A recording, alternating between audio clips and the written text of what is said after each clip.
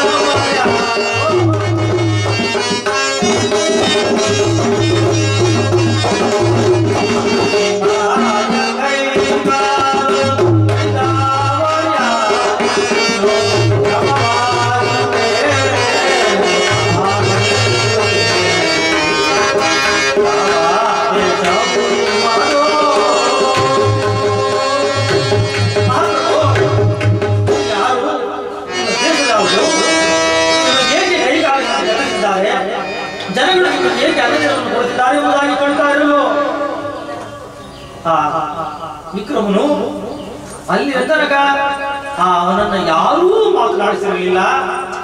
ಈಕೆ ಪಲ್ಲಕ್ಕಿಯಿಂದ ಇಳಿದು ಬಂದು ಅವನಿಗೆ ಅನ್ನವನ್ನು ಕೊಟ್ಟು ಯಾರೂ ಹೇಳ್ತಿದ್ದಾರೆ. ವಿಕ್ರಮರಾಜನು ಮನದ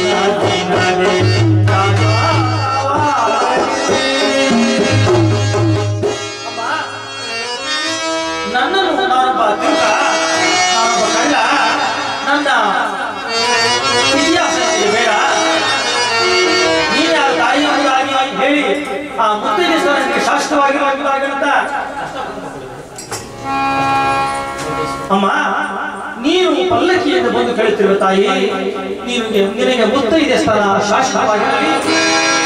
ನೀನ್ಯಾರು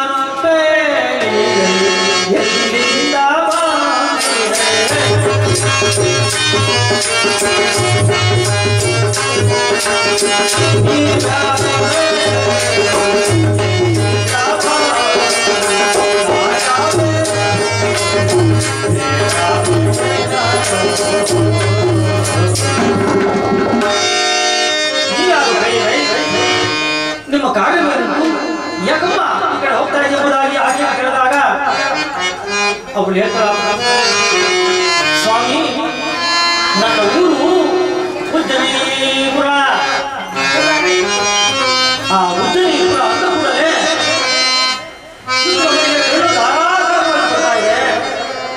ಅದನ್ನು ಕಂಡು ಆಶ್ಚರ್ಯಪಟ್ಟಂತಹ ಆ ದೇವಸೆ ಮಹಾಪ್ರಭು ಉಜ್ಜಯಿನಿಪುರ ನಿಮಗೇನು ಸಂಬಂಧ? ನೀವು ಉಜ್ಜಯಿನಿಪುರದ ಹೆಸರನ್ನು ಕೇಳಿ ಹೇಗೆ ಹೀಗೆ ಹೇಳುತ್ತಿದ್ದೀರಿ ಅಂತ ಕೇಳಿದಾಗ ಕೇಳು ಪತಿವ್ರತೆ ನನಗೆ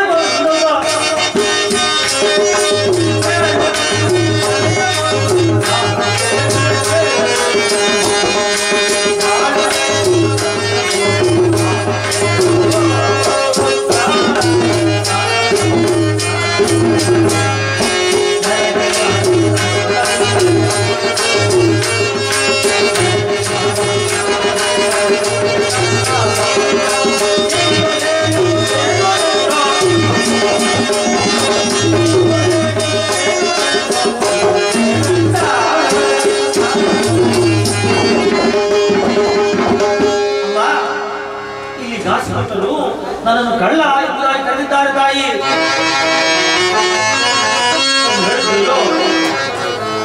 ಅಲ್ಲೇ ಸದ್ಯಕ್ಕೆ ಆ ಪಾಲಕಿಯಲ್ಲಿದ್ದಂತಹ ತಿಳಿಸದೆ ಅವನ ಕಂಡು ವಿಕ್ರಮನ ಕಂಡು ಸೊಂಟದ ಪಟ್ಟಿಯನ್ನು ಕೊಡುತ್ತಾಳೆ.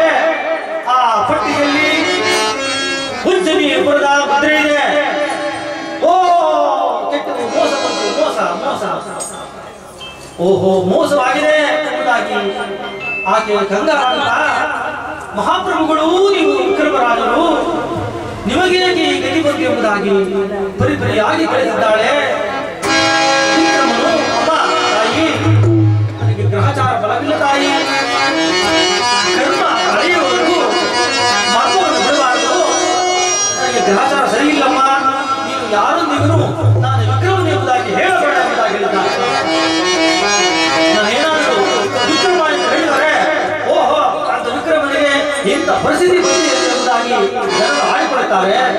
ಕರ್ಮ ಕಳೆಯುವ ತನಕ ಮರ್ಮವನ್ನು ಬಿಡಬಾರದು, ನೀನು ಯಾರು ಹೇಳಬೇಡಮ್ಮ ಎಂಬುದಾಗಿ ಹೇಳಿದ್ದಾನೆ.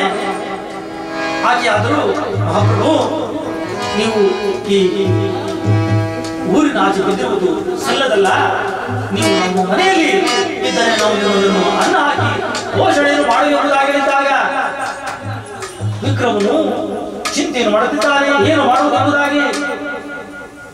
ಆಕೆಯು ಬಂದು ತನ್ನ ಮಾವನ ಕೂಡ ಕೇಳಿದ್ದಾಳೆ, ತಂದೆಯವರೇ ಇವರೇ ಉಜ್ಜನಪುರದ ಅರಸು, ಇವರೇ ವಿಕ್ರಮನೆಂಬುವ ಗ್ರಹಚಾರದಿಂದ ಹೀಗಾಗಿದೆ, ನೀವೇನಾದರೂ ಒಪ್ಪಿಕೊಂಡಿದ್ದಾದರೆ ಅವರನ್ನು ಕರೆದು ನಮ್ಮ ಮನೆಯಲ್ಲಿ ಅನ್ನ ಆಹಾರವನ್ನು ಹಾಕೋಣ, ಅನ್ನವನ್ನು ಆಹಾರವನ್ನು ಹಾಕಿದ್ರೆ ನಮ್ಮ ಭಾಗ್ಯಕ್ಕೆ ಎಳೆಯಿಲ್ಲ ಎಂಬುದಾಗಿ ಹೇಳಿದ್ದಾನೆ. ಅವರ ಮಾವನು ಗಡಗಡಗಡದಿದ್ದಾನೆ. ಎನ್ನುವ ತಾಯಿ ನೀನು ಉಜ್ಜಯಿನಿಪುರದ ಅರಸನೇ ಇರಬಹುದು, ನೀನು ಉಜ್ಜಯಿನಿಯ ಬಾರಿಗೆ ಇರಬಹುದು, ನಿನ್ನ ತವರನೇ ಇರಬಹುದು, ಆದರೆ ಇಲ್ಲಿ ನಮ್ಮ ರಾಜ ಆಜ್ಞೆ ಆಗಿದೆ, ಕೈ ಕಾಲು ಕಳ್ಳನಿವನು ಇವನ ಮನೆಗೆ ತೆಗೆದುಕೊಂಡು ಹೋದರೆ ಮಹಾರಾಜ ನಮ್ಮನ್ನು ಸುಮ್ಮನೆ ಬಿಡುವನೆ, ಯಾವುದಕ್ಕೂ ಮಹಾರಾಜನ ವಿಚಾರವನ್ನು ಹೇಳೋಣ ಎಂಬುದಾಗಿ ಆ ಇಬ್ಬರು ಹೋಗಿ ತಂದೆ ಮಗಳು ಆ ಮಹಾರಾಜನ ಬಳಿ ಯಾವ ರೀತಿಯಾಗಿ ಪಡೆದುಕೊಳ್ಳುತ್ತಿದ್ದಾರೆ.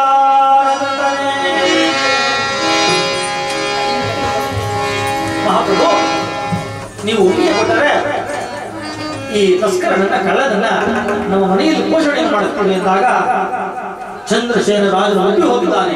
ಬಲೆ ಬಲೆ ನಮ್ಮ ರಾಜ್ಯದಲ್ಲಿ ಎಂತ ಸೊಸೆ ಇದ್ದಾಳೆ, ಕಳ್ಳನಾದರೂ ಮೂರ್ಖನಾದರೂ ಅವಿವೇಕಿಯಾದರೂ ಕಷ್ಟ ಕಾಲದಲ್ಲಿ ಅವನಿಗೆ ಅನ್ನವನ್ನು ಕೊಡಬೇಕು ಎಂಬುದಾಗಿ ಹೇಳುತ್ತಿದ್ದಾಳಲ್ಲ. ಬಲೆ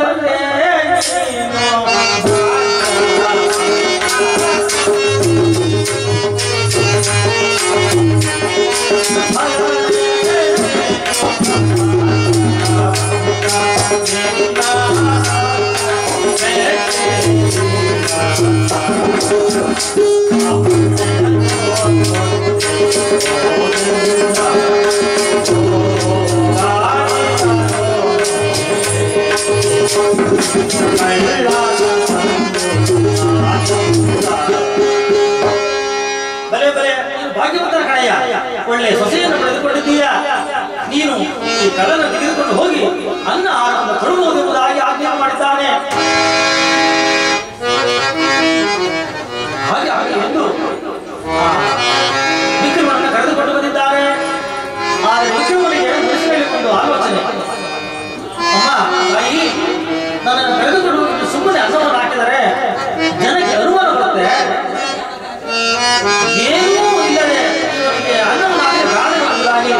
ಜನಗಳಿಗೆ ಅನುಮಾನಗಳಿಯಾಗುತ್ತೆ.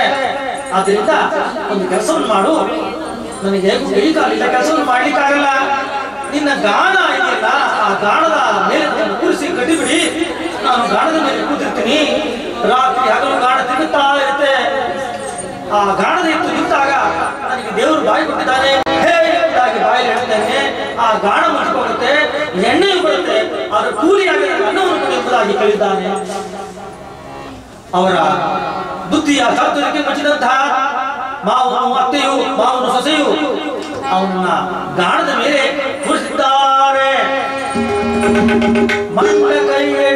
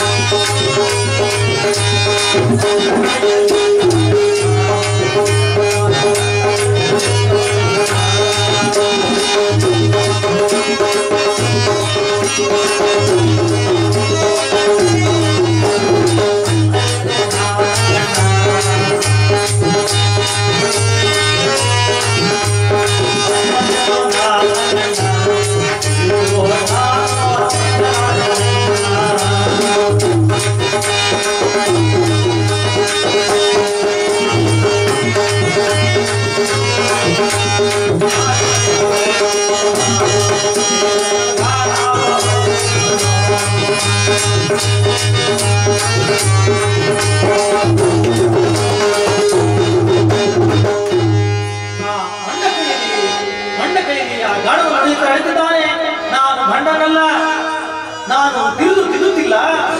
ಅಂದು ರಕ್ತ ಸಿಂಹಾಸನದ ಮೇಲೆ ಕೂತು ರಾಜ, ಇವತ್ತು ಗಾಣದ ಮೇಲೆ ಕೂತು ರಾಜ ನಾನು ಹೇಳಿದಾಗ ಕೇಳುತ್ತಿದ್ದಾಗಿ ಕೂತಿದ್ದಾನೆ. ಅಷ್ಟೊತ್ತಿಗಾಗಲೇ ಒಂದು ದಿನ ಮನಸ್ಸಿಗೆ ವಿಷಯವಾಗಿದೆ. ಆ ಮನುಷ್ಯನಿಗೆ ಹರ್ಷವಾಗಬೇಕಾದ್ರೆ ಸೊನ್ನೆ ಆಗಲ್ಲ. 7 ಶನಿಕಾಲದಲ್ಲಿ 7 ಮುಗಿದಿದೆ, 90 ತಿಂಗಳು, ಅದಕ್ಕೆ 7 ವರ್ಷಗಳ ಕಾಲ ಮುಗಿದಿದೆ. ಇನ್ನು 6 ತಿಂಗಳ ಕಾಲ ಒಂದು ಕಷ್ಟ ಕಾಲ. ಹೇಳಿ ಗಾಡಿ ಕೂತಿದ್ದಾನೆ. ಕೂತಿದ್ದು ಆ ಮಂಡಲದಲ್ಲಿ ಹೊಳಿತಾ ಇರಬೇಕಾದ್ರೆ ಇದ್ದಕ್ಕಿದ್ದಂಗೆ ದೀಪ ಹಾರಿ ಹೋಗಿದೆ. ಎದ್ದು ಹೋಗೋಣ ಅಂದ್ರೆ ಕೈ ಇಲ್ಲ, ಕಾಲಿಲ್ಲ, ಕೂಗಿ ಕರೆಯಲು ಮಧ್ಯರಾತ್ರಿ. ವಿಕ್ರಮನಾದರೂ 64 ಪೂಜೆಗಳಲ್ಲಿ ಭಾರತದ ಇರಲಿ. ಒಂದು ಕಲಿತ ವಿದ್ಯೆಯು ಒಂದು ಸಮಯದಲ್ಲಿ ಕೆಲಸಕ್ಕೆ ಬರುವುದಕ್ಕಾಗಿ ಆಲೋಚನೆ ಮಾಡಿ ತಾನು ಕಲಿತಿದ್ದ ದೀಪ ಕಮಲ ರಾಗವನ್ನು ಹಾಡಿ ದೀಪವನ್ನು ಬೆಳಗಿಸಲು ಎಂಬುದಾಗಿ ಆ ದೀಪ ಕಮಲ ರಾಗವನ್ನ ಯಾವ ರೀತಿಯಾಗಿ ಹಾಡುತ್ತಿದ್ದಾರೆ. ಒಂದೆರಡು ದೀಪ ಇದೆ.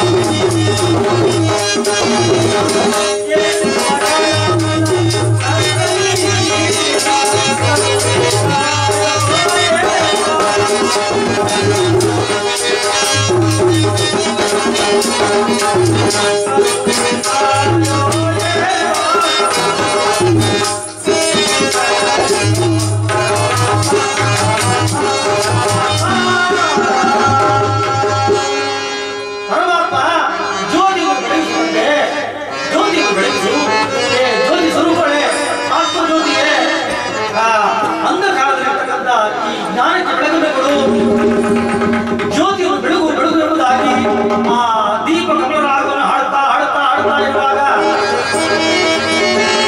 ದೀಪಗಳೆಲ್ಲ ಎಲ್ಲಿ ನೋಡಿದರೆ ದೀಪ ಜ್ಯೋತಿಯು ಬೆಳಗುತ್ತಿದೆ. ಸುಸ್ವರದ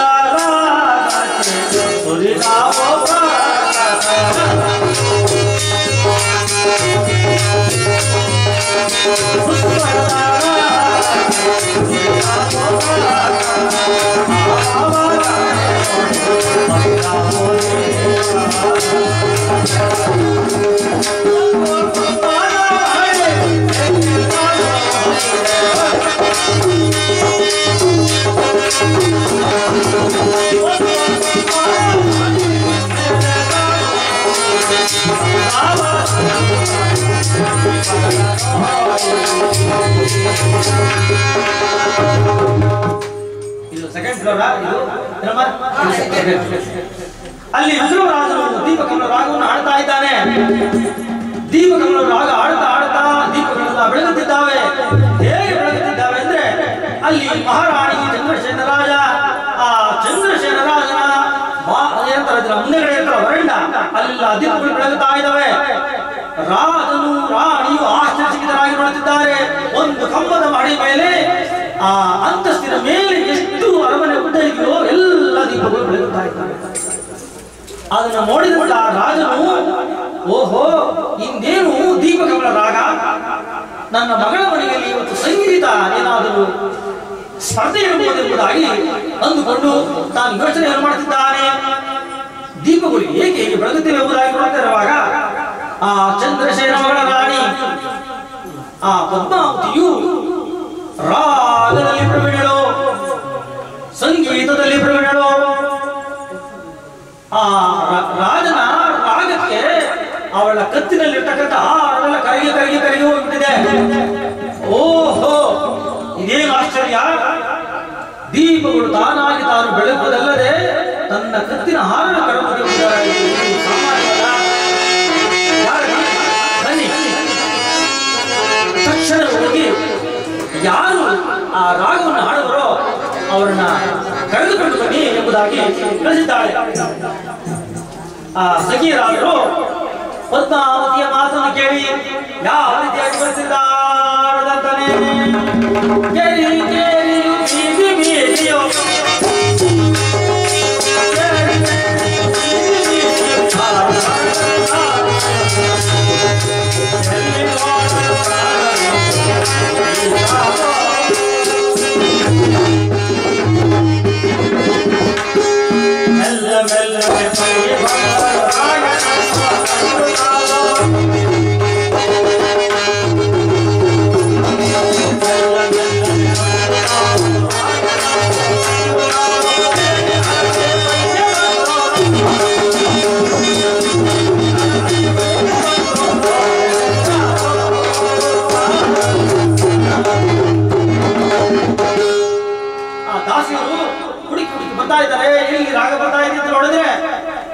ಗಾಣದ ಮೇಲಿರ್ತಕ್ಕಂತಹ ವಿಕ್ರಮಣಿಂದ ರಾಗ.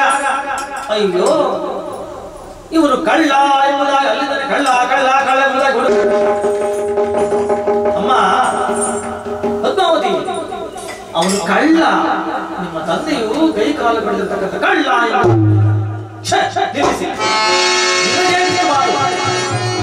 ನಾನು ಹೇಳಿದ್ದು ಅವನನ್ನು ನೋಡಿ ಬನ್ನಿ ಅಥವಾ ಕರೆದು ಬನ್ನಿ ಅಂತ, ಅವನ ಗುಣಗಾನ ಮಾಡುವುದಲ್ಲ ನಿಮ್ಮ ಕೆಲಸ ಎಂಬುದಾಗಿ ಹೇಳ್ತಾಳೆ. ಏನೇ ಆಗಲಿ ಅವನನ್ನು ಕರೆದುಕೊಂಡು ಬನ್ನಿ ಹೋಗಿ ಎಂಬುದಾಗಿ ಅಪ್ಪಣೆ ಕೊಟ್ಟಿದ್ದಾಳೆ.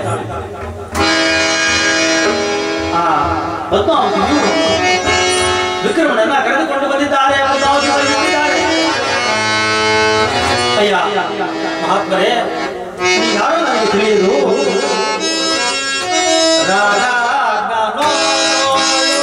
ಶೃಂಗಾರ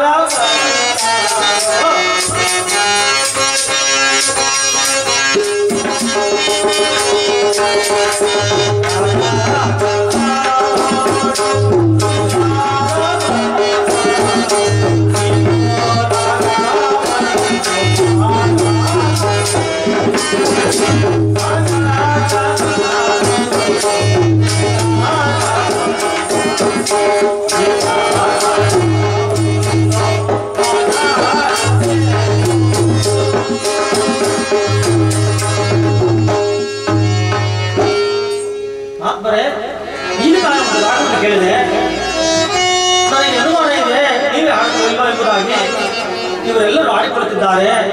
ದಯಮಾಡಿ ಆ ರಾಗವನ್ನ ಮತ್ತೊಮ್ಮೆ ಹಾಡಿದಾಗ ಚಂದ್ರಶೇಖರರಾಜನ ಆಸ್ಥಾನದಲ್ಲಿ ರಾಜಪುತ್ರ ಯೋಚನೆ ಮಾಡುತ್ತಾನೆ. ಅಯ್ಯೋ, ಹಿಂದೆ 7 ವರ್ಷಗಳ ಹಿಂದೆ ಆಲೋಲಿಕ ಮನೆಗೆ ಹೋಗಿದ್ದಾಗ ಮುತ್ತನ್ನು ಕದ್ದ ಎಂಬುದಾಗಿ ಅನ್ನವನ್ನು ಕೊಟ್ಟು ಕೈ ಕಾಲುಗಳನ್ನು ಕಡಿದರು.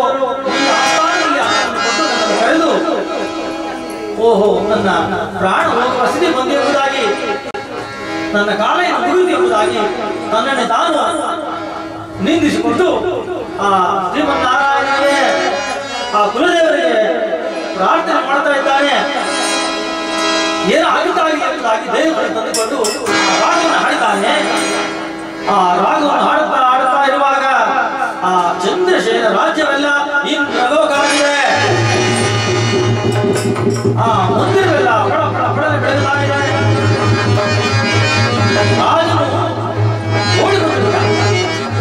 ಇದೇನು ಇವತ್ತು ನನ್ನ ಮಗಳ ಮನೆಗೆ ಕೇಳಿದಾಗ ದಾಸಿಯರು ಮಾತನಾಡುವ ನೀವೇ ಮುಂದೆ ನೋಡಿ ಎಂಬುದಾಗಿ ಅವರು ಹೇಳಿದ್ದಾರೆ.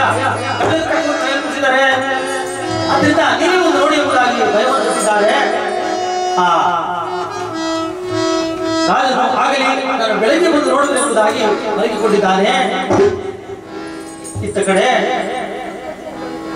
ವಿಕ್ರಮನು ಒಂದು ಕಡೆ, ಪದ್ಮಾವತಿ ಒಂದು ಕಡೆ ಎದುರುಕೊಂಡಿದ್ದಾರೆ. ವಿಕ್ರಮನಿಗೆ ಭಯ, ಏನಾಗುವುದು?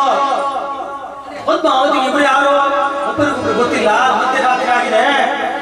ಇತ್ತ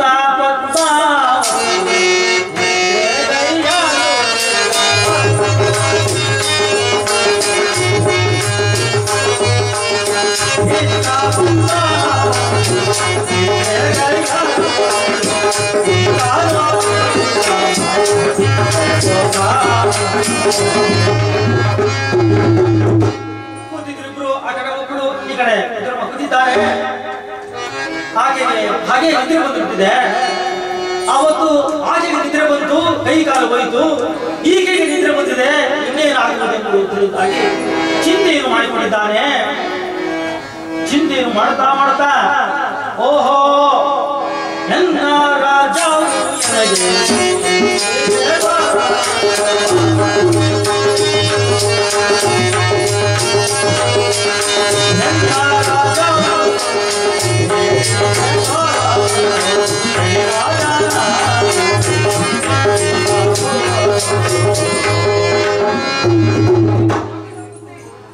ಅಲ್ಲಿಗೆ 90 ತಿಂಗಳಾಗಿದೆ. ನೋಡು ವೃಷ, ಶನಿರಾಜನು ನನ್ನನ್ನು ಬಿಡುವುದಿಲ್ಲ,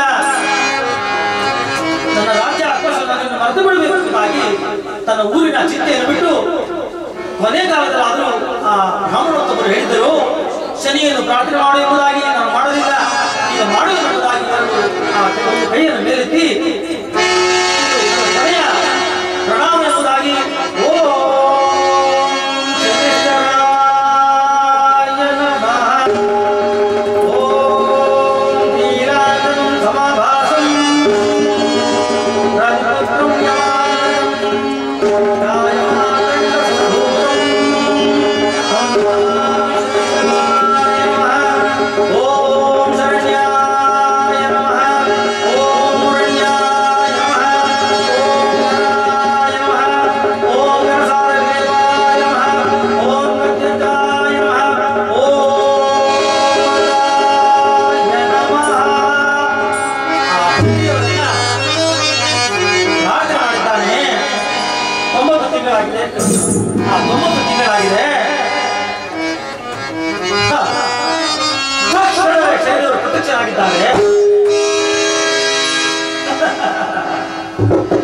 ವಿಕ್ರಮ,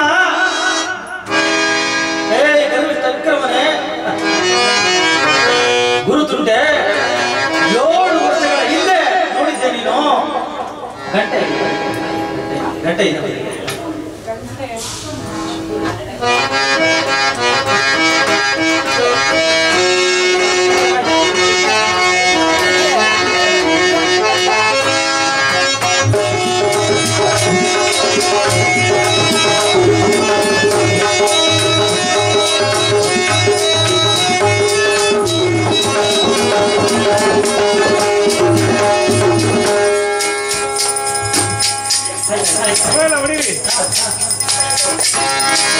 ನಮೋ ನಮೋ ಶನಿರಾಜ ನಮೋ ನಮೋ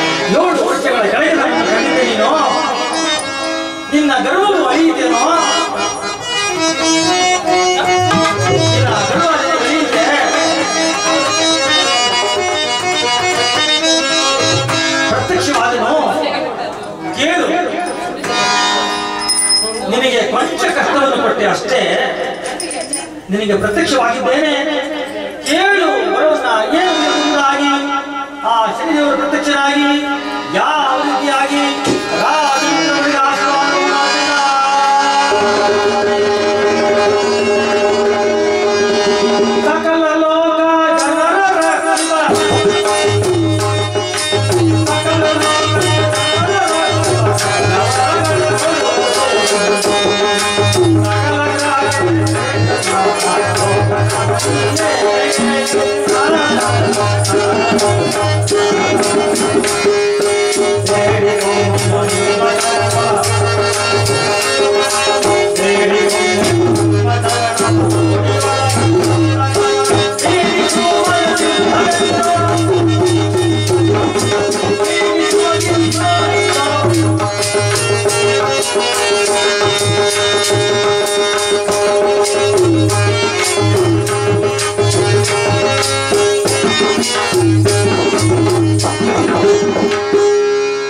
ಸಕಲ ಲೋಕ ಜನರ ರಕ್ಷಕ ಜನರನ್ನು ರಕ್ಷಿಸುವ ಮಹಾನುಭಾವನೆ ಎಂಬುದಾಗಿ ಹೇಳಿ ಆ ಶ್ರೀದೇವರನ್ನು ಕಂಡ ಕೂಡಲೇ ಆ ವಿಕ್ರಮನು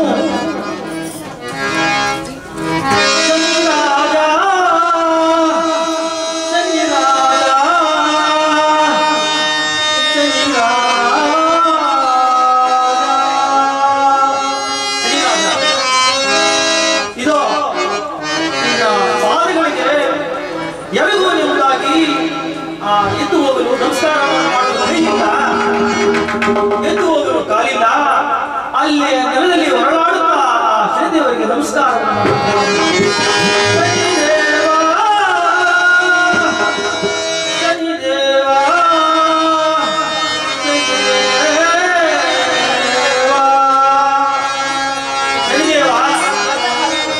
ಸಕಲರನ್ನ ಸಲಹುವನೇ ಸಕಲರಿಗೂ ಅನುಗ್ರಹ ಕೊಡುತ್ತವನೇ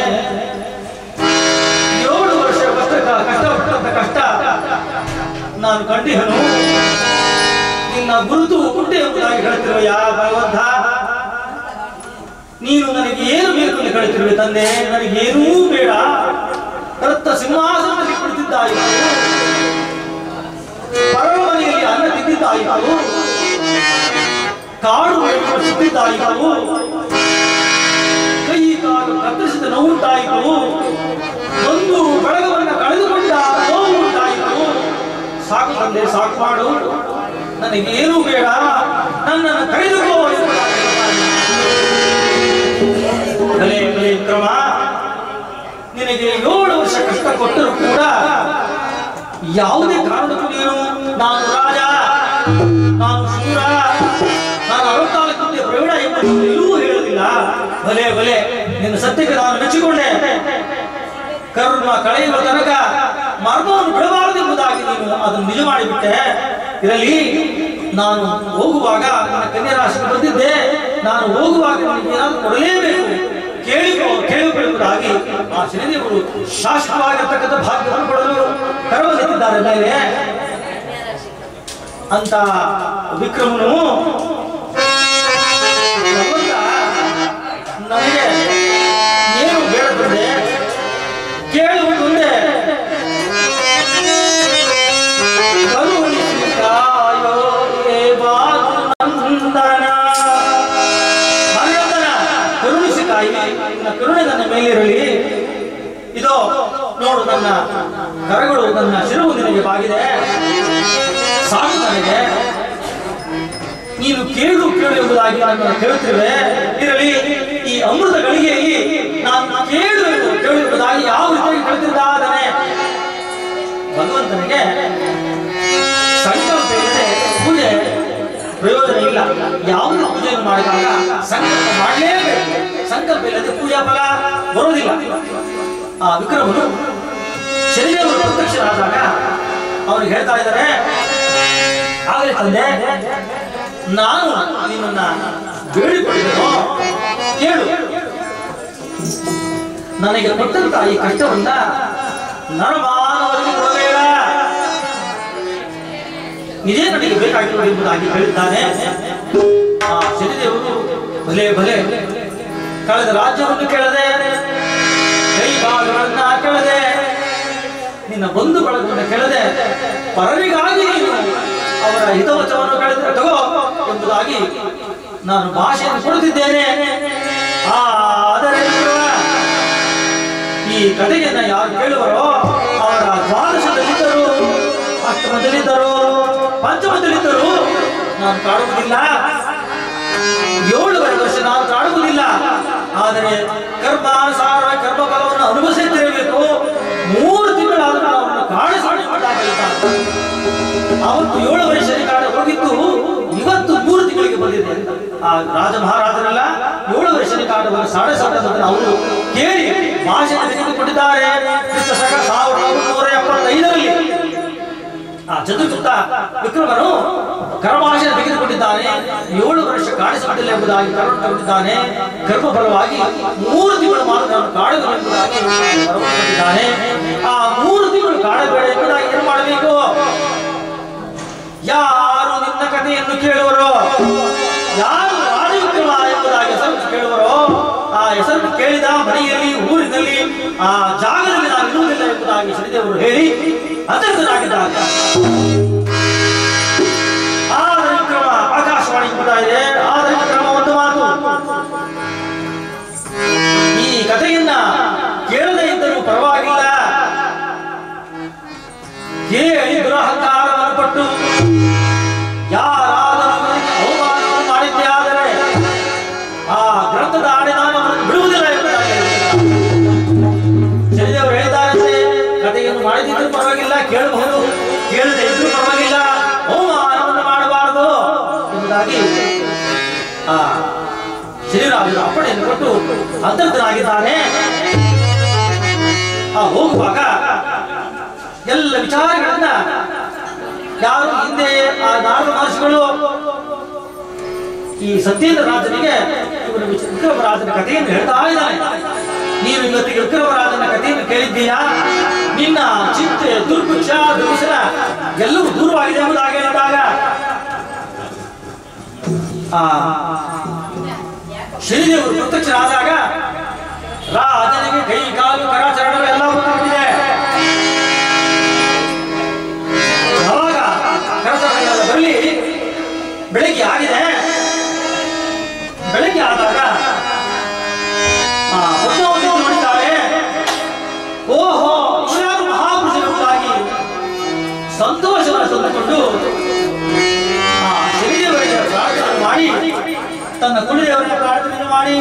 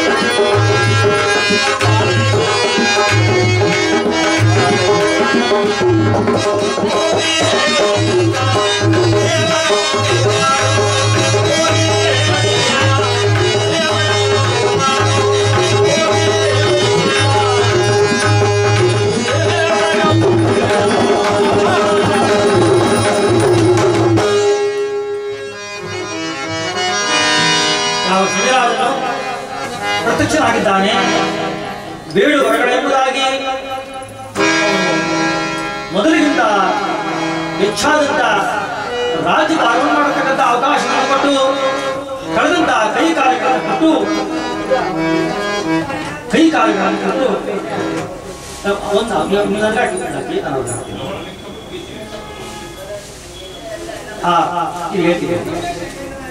ಕಾಲುಗಳನ್ನ ಕೊಟ್ಟಿದ್ದಾನೆ. ಮೊದಲಿಗಿಂತ ಯಥೇಚ್ಛವಾಗಿರ್ತಕ್ಕಂಥ ರೂಪರೇಖೆ ಬಂದಿದೆ.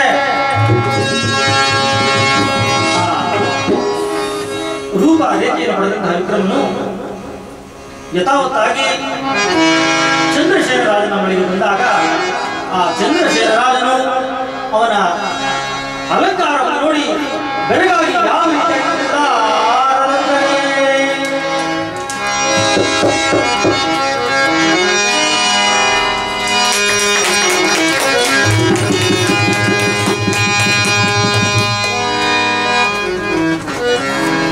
ಈ ಶುಭ ದಿವಸ ತದೇವ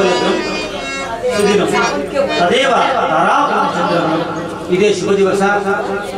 ಈ ಶುಭ ಮುಹೂರ್ತದಲ್ಲಿ ಯಾವ ನಿಮ್ಮ ಹೆಸರು ರಾಜೀವ್ ನನಗೆಲ್ಲಿ ಶನಿದೇವರು ಬಂದಿದ್ದಾರೆ. ಶನಿದೇವರು ಕೊಡ್ತಕ್ಕಂಥದ್ದು ಬಹಳ ವಿಶೇಷ. 8 ಗ್ರಹಗಳು ಕೂಡ ಬಂದಾಗ ಶನಿದೇವರು ಅಡ್ಡ ಹಾಕಿದ್ರೆ ಆದ್ರೆ ಯಾರು ಕೇಳೋ ಹಾಗಿಲ್ಲ. ಆದ್ರೆ ಶನಿದೇವರು ಕೂಡ ಬಂದಾಗ ಅವ್ರು ಯಾರು ಕೇಳೋದಿಲ್ಲ. ಅವರು ಕೂಡ ಬಂದಾಗ ಶನಿದೇವರು ಅಡ್ಡ ಹಾಕ್ತಾರಲ್ಲ. ಅಷ್ಟು ಶಕ್ತಿ ಇದೆ ಈಶ್ವರನ ಪಟ್ಟ. ಅಂತಹ ಶನಿದೇವರು ಇವರ ಮನೆಯಲ್ಲಿ ಶಾಶ್ವತವಾಗಿರ್ತಕ್ಕಂಥ ಭಾಗ್ಯವನ್ನು ಕೊಡಲಿ. ಅವರ ಸಹ ಕುಟುಂಬ ಕ್ಷೇಮ, ಸ್ಥೈರ್ಯ, ವಿಜಯ, ವೀರ್ಯ, ಧನ, ಕನಕ, ವಸ್ತ್ರ, ಆಭರಣ, ತುರಗ, ಗಜ, ರಥ, ವಿದ್ಯಾ, ಬುದ್ಧಿ, ಅಷ್ಟೈಶ್ವರ್ಯ, ಪುತ್ರ, ಮಿತ್ರ, ಭ್ರಾತೃ, ಧನ, ಧಾನ್ಯವನ್ನು ಕೊಟ್ಟು ಇಲ್ಲಿರ್ತಕ್ಕಂಥ ಎಲ್ಲ ಪರಿವಾರಗಳು ಕೂಡ ಆ ಶನಿದೇವರ ಅನುಗ್ರಹ ಇರಲಿ ಅಂತ ಹೇಳಿ ಈ ಒಂದು ಪುಷ್ಪಮಾಲೆಯನ್ನು ಶನಿದೇವರನ್ನು ಪ್ರಾರ್ಥನೆ ಮಾಡಿ, ಆ ಶನಿದೇವರು ನಿಮ್ಮ ಕುಟುಂಬಗಳಿಗೆಲ್ಲ ಶಾಶ್ವತವಾಗಿರ್ತಕ್ಕಂಥ ಭಾಗ್ಯವನ್ನು ಕೊಡಲಿ, ಎಲ್ಲಿ ಮುಟ್ಟಿದ್ರು ಕೂಡ ಚಿನ್ನ ಬಂಗಾರವನ್ನು ಕೊಡಲಿ ಅಂತ ಹೇಳಿ ಆ ಶನಿದೇವರೆಲ್ಲ ನಿಮ್ಮ ಪರವಾಗಿ ಪ್ರಾರ್ಥನೆ ಮಾಡಿಕೊಂಡು ಇವತ್ತಿಗೆ ಬಂದಿರತಕ್ಕಂಥ ನಮ್ಮ ಮೇಜರಪ್ಪನವರು ಬಂದಿದ್ದಾರೆ. ಅವರಿಗೆ ಈ ಪುಷ್ಪಮಾಲೆಯನ್ನು ಹಾಕಿದ್ದಾರೆ. ನಮ್ಮ ಇವ್ರಿಗೆ ಹಾಕಿ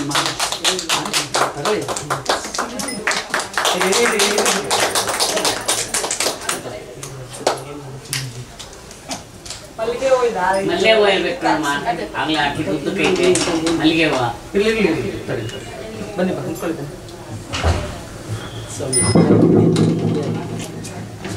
ಪುಷ್ಪಮಾಲೆಯನ್ನ ಪ್ರಸಾದ ರೂಪವಾಗಿ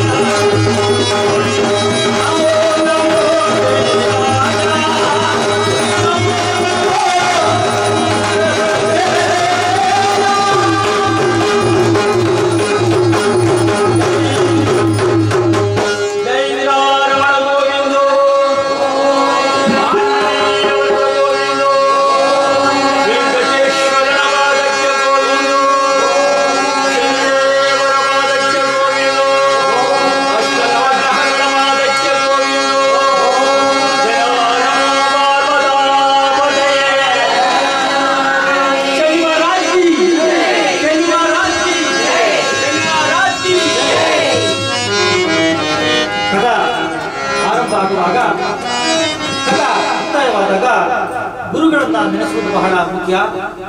ನಾನು ಸಣ್ಣವನಿದ್ದಾಗ 1ನೇ ತರಗತಿಯಲ್ಲಿ ಓದುವಾಗ ನಮ್ಮ ತಾತನವರು 40 ವರ್ಷಗಳಿಂದ ಅಂದ್ರೆ ನಾನು ನೋಡಿದ ಹಾಗಿಂದ 35-40 ವರ್ಷಗಳಿಂದ ಹರಿಕಥೆಯನ್ನು ಮಾಡ್ತಾ ಇದ್ದೀವಿ. ನಮ್ಮ ತಂದೆ ಹರಿಕಥೆಯನ್ನು ಚೆನ್ನಾಗಿ ಮಾಡ್ತಾ ಇದ್ರು. ನಮ್ಮ ತಾತನವರು ಯಾಗದೀಪದಲ್ಲಿ ಪ್ರತಿ ಶ್ರಾವಣದಲ್ಲಿ 9 ವಾರ ಶ್ರಾವಣದ ಯಾಗವನ್ನು ಮಾಡ್ತಾ ಇದ್ರು. ತನ್ನ ಮಡಿಯಿಂದ ಮಹಾಂದಾತ, ಸತ್ಯವ್ರತ, ರಾಜಭದ್ರ ಮೊದಲಾಗಿ ಎಲ್ಲ ಕಥೆಗಳನ್ನ ಯಾಗದ ರೂಪದಲ್ಲಿ ಮಾಡ್ತಾ ಇದ್ರು. ನಾನು ಹುಟ್ಟಿದಾಗಿಂದ ತಾಯಿ ಒಳಗಿಂದ ನಾನು ಹರಿಕಥೆಯನ್ನು ಕೇಳ್ತಾ ಇರ್ತಕ್ಕಂಥ ಭಾಗ್ಯ. ನಾನು ಸಣ್ಣವನಾಗಿದ್ದಾಗ ನನಗೆ ತೊದಲು ಮಾತಿದ್ದಾಗ ನಮ್ಮ ತಾತನವರು ಓಂ ನಮೋ ಗಣನಾಥ, ಓಂ ನಮೋ ವಿಘ್ನರಾಜ ಅಂತ ಹೇಳಿ ಆ ಜಂಪೆ ತಾಳವನ್ನು ಹೇಳ್ಕೊಡ್ತಾ ಇದ್ರು. ಇವತ್ತು ಆ ತಾತನವರನ್ನು ನೆನೆಸಬೇಕಾಗುತ್ತೆ. ಯಾಕಂದ್ರೆ ಗುರುಗಳ ಇಲ್ಲದ ವಿದ್ಯೆಯಲ್ಲ, ಗುರುಗಳೇ ಸರ್ವಂತರ್ಯಾಮಿ, ಅವನೇ ಬ್ರಹ್ಮ, ಅವನೇ ವಿಷ್ಣು ಮಹೇಶ್ವರ. ಅಂಥ ಗುರುಗಳಿಗೆ, ನಮ್ಮ ತಂದೆಯವರು ನನಗೆ ವಿದ್ಯಾದಾನವನ್ನು ಮಾಡ್ತಕ್ಕಂಥ ಗುರುಗಳಿಗೂ ನಾನು ಶಿರಸಃ ಸಾಷ್ಟಾಂಗವನ್ನು ಮಾಡುತ್ತೇನೆ.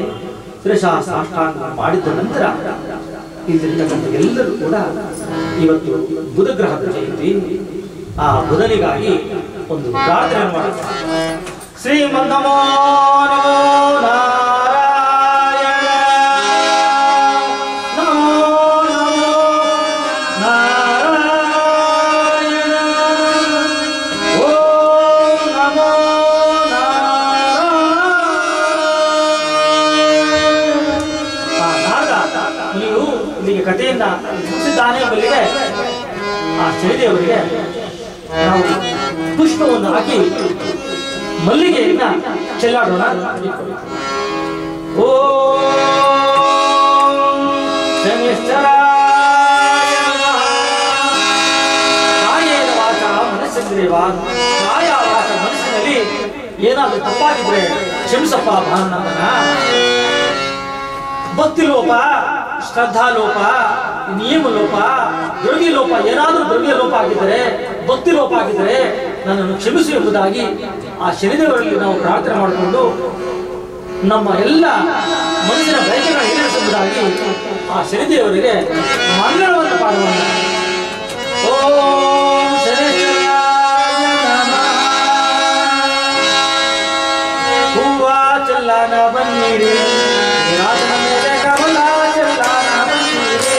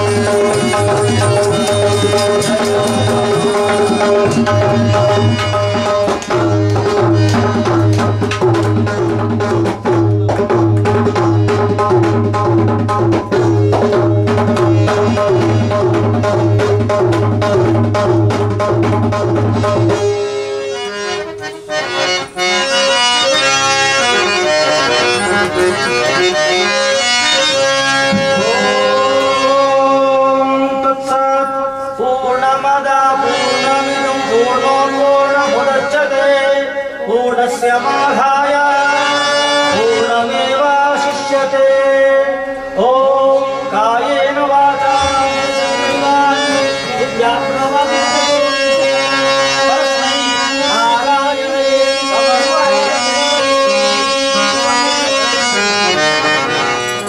कायेन वाचा मनसेन्द्रियान् बुद्ध्यात्मना वा प्रत्यक्षरो सकल तस्मै नारायण सत्यात्मा मध्य मध्ये स्वर वर्ण मंत्रलोक तंत्रलोक क्रियालोक भक्तिलोक श्रद्धालोक समस्त दोष प्राचितार्थं शनिश्चर नाम त्रिजपत्कर्षे ओम शं शनिश्चराय नमः ओम शरण्याय नमः ओम अरण्याय नमः ओम गणाय नमः ओम गणसार विलेपाय नमः ओम गद्दित्याय नमः ओम मंदाय नमः ओम मंदश्रेष्ठाय नमः ओम महनीय गुणात्मने नमः ओम वर्तपावन पादाय नमः ओम महेशाय नमः ओम शिविष्टाय नमः ओम दैत्यनाथाय नमः ओम आर्धनगंडाय नमः ओम वशिने नमः ओम विविधागमने वेदने नमः ओम सत्याय नमः ओम शनिश्चराय नमः त्रयंबकं यजामहे सुगंधिं पुष्टिवर्धनं उर्वारुकवदनात् मृत्योर्मुक्षीमांसा ओम अच्युताय नमः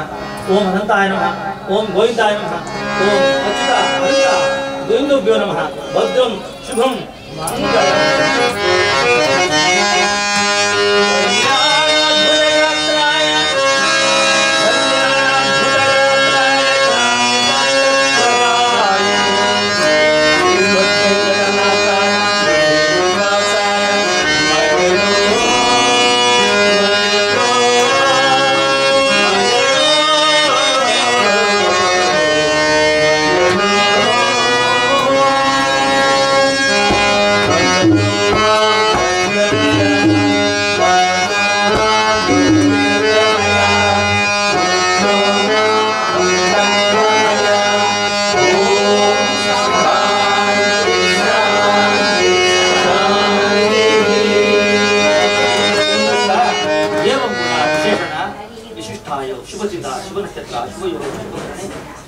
शुभ दिने यथाशक्ति शनिश्चर पूजा अनुकरिसे ಈ ಶನಿದೇವರು ಆ 9 ನವಗ್ರಹಗಳು ನಿಮ್ಮ ಕುಲದೇವರಾಗಿದ್ದಾರೆ ಎಲ್ಲಮ್ಮ ದೇವಿಯು ಆ ಶಿವನಾಣೆ ಶಿವನ ಪಾದಾಣೆ ಆಕಾಶವಾಣಿ ತಾಯಿ ಭೂಮಿ ತಾಯಿ ಪಾದಸಾಕ್ಷಿಯಾಗಿ 700 ಕೋಟಿ ಪ್ರಸಾಸಿದ್ದರ ಪಾದಸಾಕ್ಷಿಯಾಗಿ ಈ ಊರಿನ ಗ್ರಾಮದ ಪಾದಸಾಕ್ಷಿಯಾಗಿ ನನ್ನ ಗುರುವಿನ ಪಾದಸಾಕ್ಷಿಯಾಗಿ ಈ ಪೂಜಾ ಫಲ ಪೂರ್ಣ ನಿಮಗೆ ಸಿಗುತ್ತೆ ಏನಕ್ಕೋಸ್ಕರ ಮನಸ್ಸಲ್ಲಿ ಸಂಕಲ್ಪ ಮಾಡಿರ್ತಾರೋ ಅದು ಪೂರ್ಣ ಫಲ ನಿಮಗೆ ಸಿಗುತ್ತೆ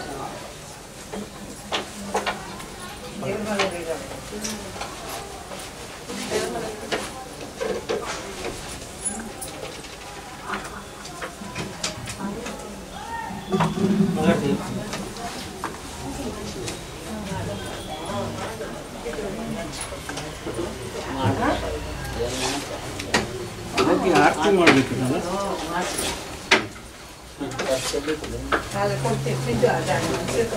ओम श्री गुरुभ्यो नमः हरि ओम गणानां वामहे कविं कविनामुपमस्त्रस्तमं ज्येष्ठराजं ब्रह्मणास्पदानसन्नोतिभिः श्री महागणाधिपतये नमः ओम ह्रीं ह्रीं ह्रीं ह्रीं ओं गणपतये वरवरदा सर्वजनमेषवानाय स्वाहा सरस्वती नमस्तुभ्यं वरदे कामरूपिणी विद्यारम्भं करिष्यामि सिद्धिर्भवतु सदा ओम नमो भगवते महामोहिनी महामाये सर्वलोकवशङ्करे देवदत्तस्य वाक्चक्षु मोहय मोहय नानारूपाकृतिं शीघ्रं दर्शय दर्शय ह्रीं स्वाहा महाविघ्नेश्वरे नमो नमः ओम अथ पुरुषो ह वै नारायणो कामयता प्रजासृजेयेति नारायणात् प्राणो जायते मन सर्वेन्द्रियाणि च ओम वायुर्ज्योतिरभाव पृथिवी विश्वस्य धारिणी ओम नमः सूर्याय चन्द्राय मंगलाय बुधाय च कृष्णकृष्णश्च राहुवे केतवे नमो नमः सन्मंगलानि भवन्तो शनिश्चराय नमः मंत्रपुष्पां समर्पयामि सर्वात्मने नमः सर्वोपचारं समर्पयामि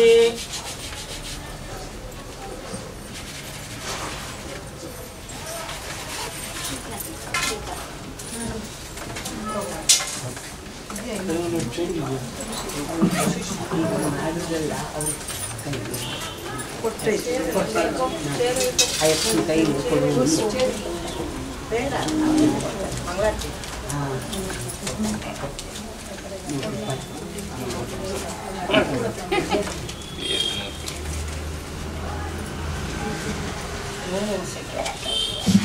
ಎಲ್ಲ ಜನ